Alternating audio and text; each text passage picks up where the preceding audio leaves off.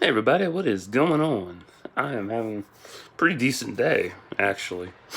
As you can see, my beard's growing out, so I decided to stop shaving for a little bit. So, let it grow out fully, and my hair too. Had a hair on my screen. And go get it done in a few months' time, so. I also decided to shave my head in the meantime, but yeah. Anyway, that's not the point of this video. The point of this video is Star Wars. And, it's been a day since Clone Wars got taken off of Netflix. They took the entire series and the movie off, which was kind of shocking, but oh well. Disney Plus is coming in the fall, so gotta take it all off. So, the main point of this is for my stories. So, I'm going to talk about the spin offs Beyvox, Star Wars Story, and the follow up to the Choices We Make trilogy. The follow up for that Endgame. So, fuck off, Twitter. So, which one to start with first? Fuck it, Beyvox. Beyvox. Damn. Just a Pepsi. Beyvox, a Star Wars story, is set during the Old Republic. What year is it? 3,000, about 3,600, around that area or so.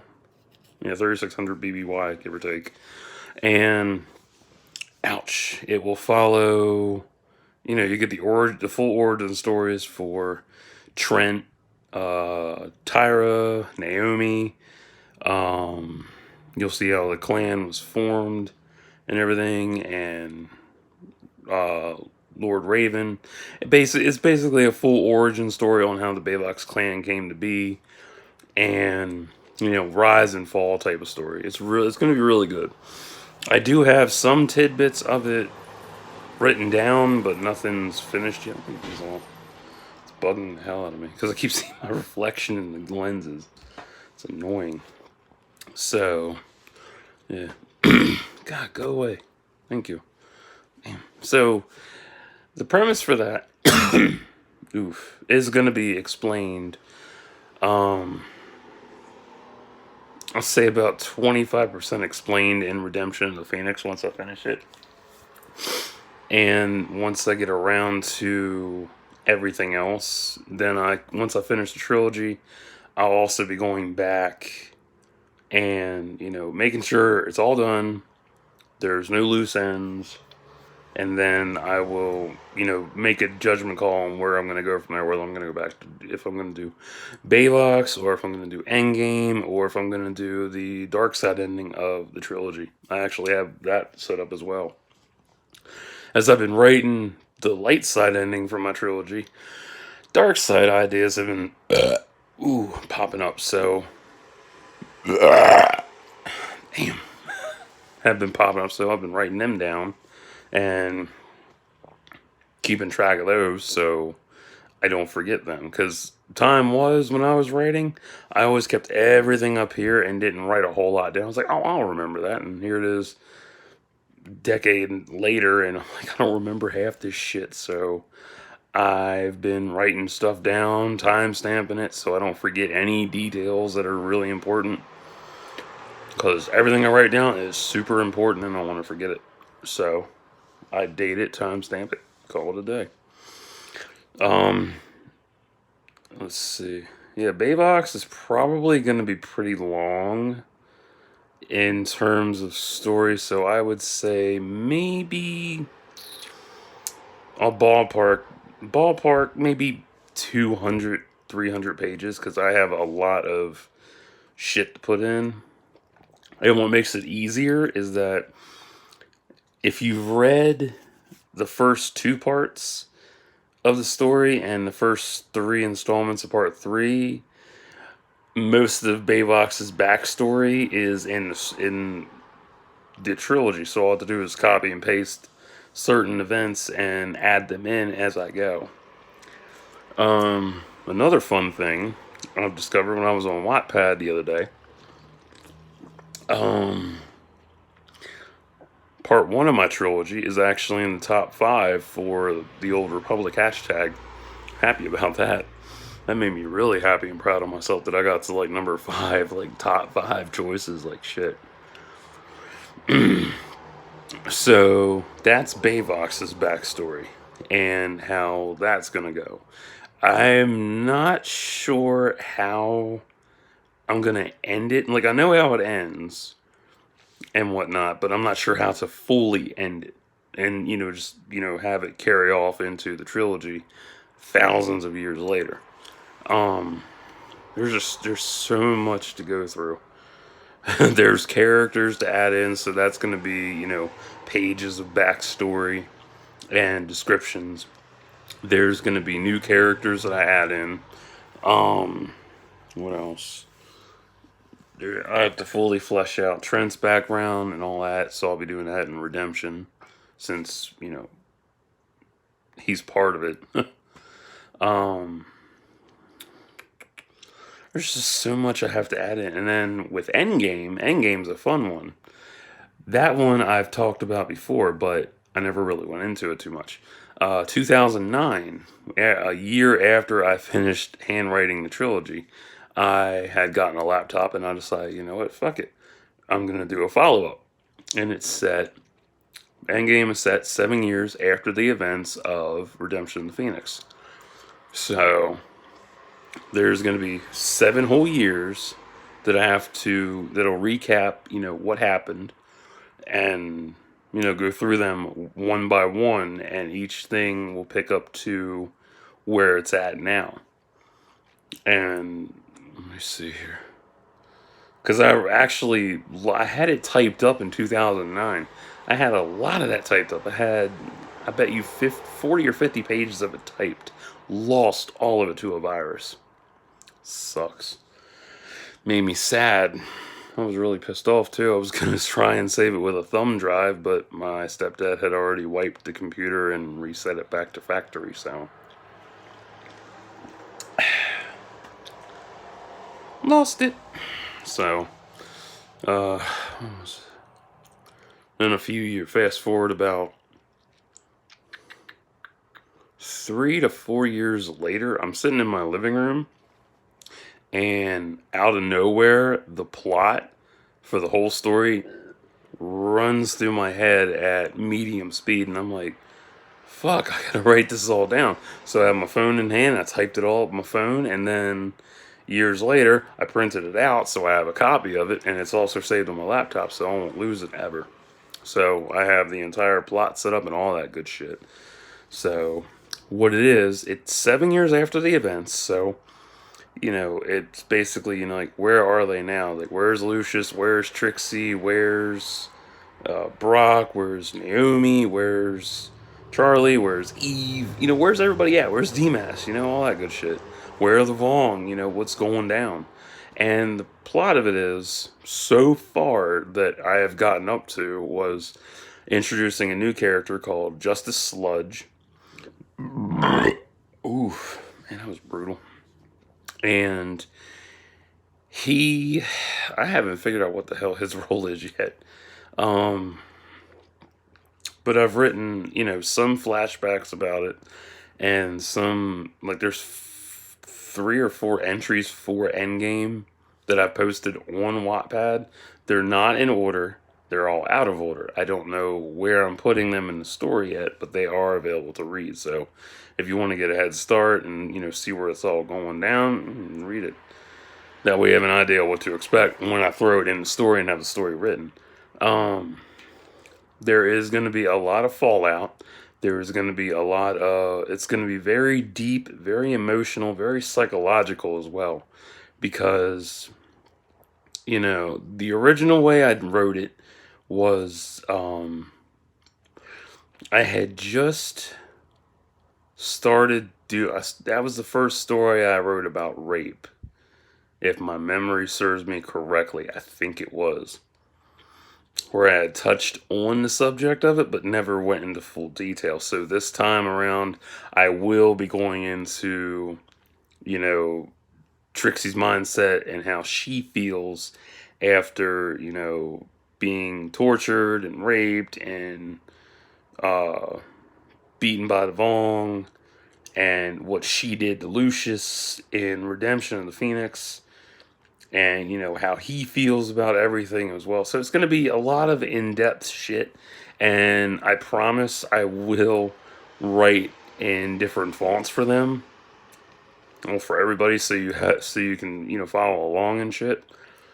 And Endgame is going to have a very, very sad ending to it. I know that much because I thought about this ending, and it's really deep and it's really impactful, and it throws you for a loop, but it really hits home.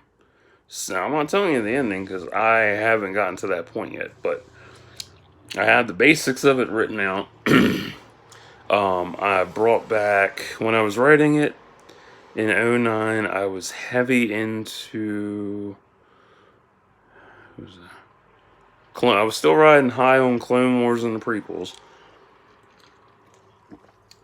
And the micro series Clone Wars, and then CGI Clone Wars had just come out. So it was in its second season.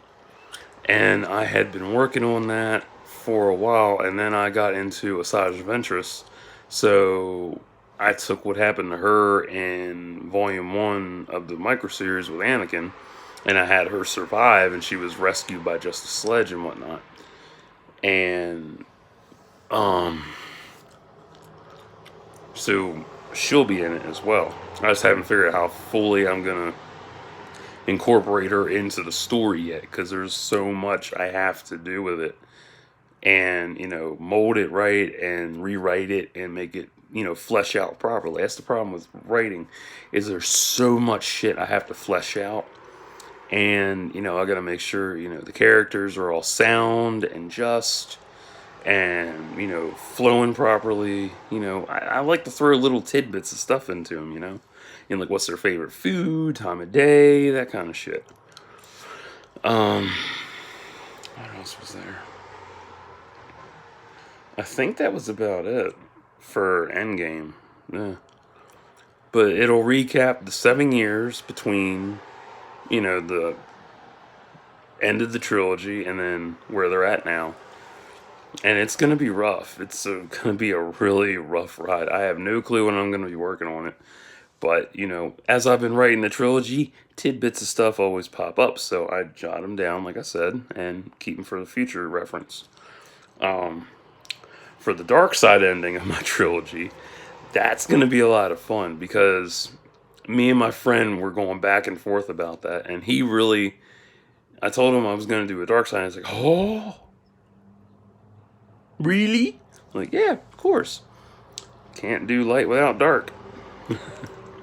So, in the dark side ending of the trilogy, Lucius goes with Naomi instead of Trixie. And then it's going to brew into a jealousy story, basically, of how, Trixie really loves Lucius, but he's into Naomi, and she gets jealous of that, that kind of shit. So, it'll be the same premise, only it'll be switched with love interests, and some characters won't be in it, because I'm going to be cutting, who am I cutting out? I'm cutting out Jacqueline, because she's kind of pointless. I might kick off, no, I got to keep Lana, because she's important to the story as well. Oh, man, that was deep. Ouch.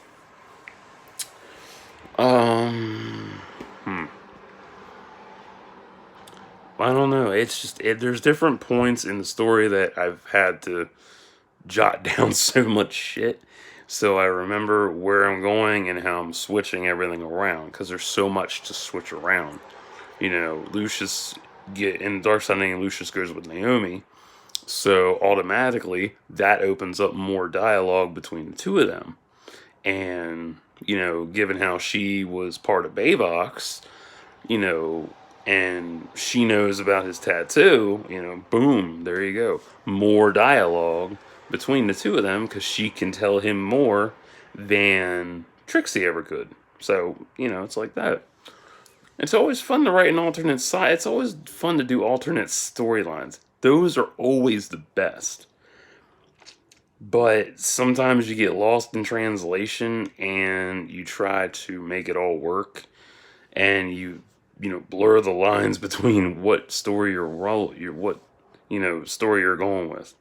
And it's really hard sometimes. Oof. Hand hurt. Ouch. Oof.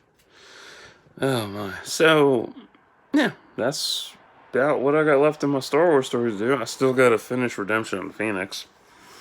When the fuck ever.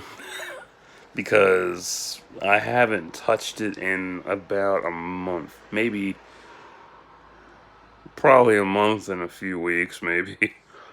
Just because I've been watching movies and reading books, avoiding other shit. Just, I don't know, I haven't really been in the mood to write. Like I love to write. I love writing, man. Writing is so much fun.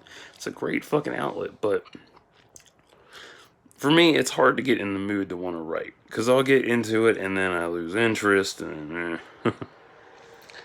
So, it's just been rough. And if I have an anxiety attack or panic attack, I have to mentally reset for a little while. But yeah, I will be glad to finish Redemption of the Phoenix. Because that fucker's up to... Where am I at? Where is it? 100 and almost 20 pages. And that's just typed. Because the majority of that is filler, which is a pain in the ass. But it's been fun just, throwing it in there. Like, dude, this is working so good.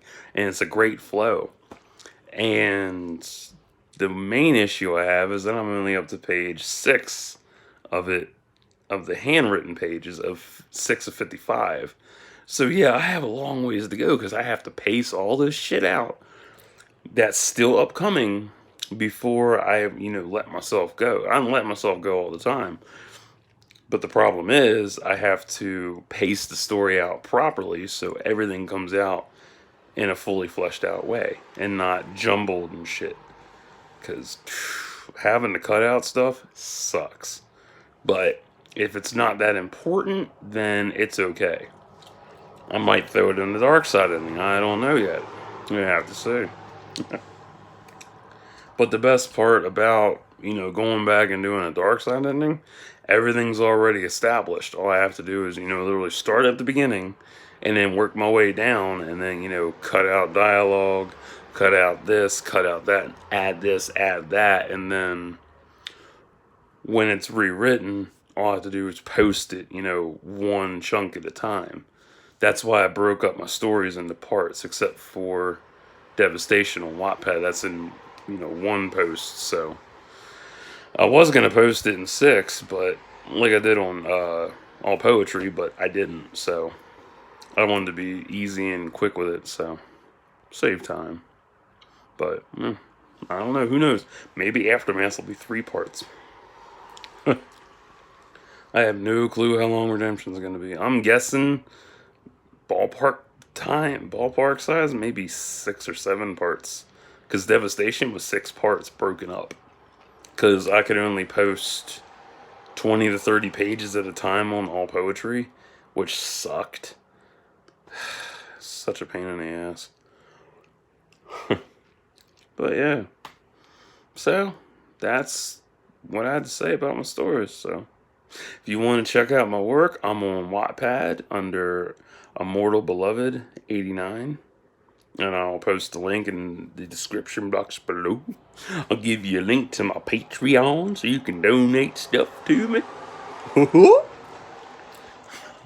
Gotta get my sister Sally something for her birthday. Oh, yeah.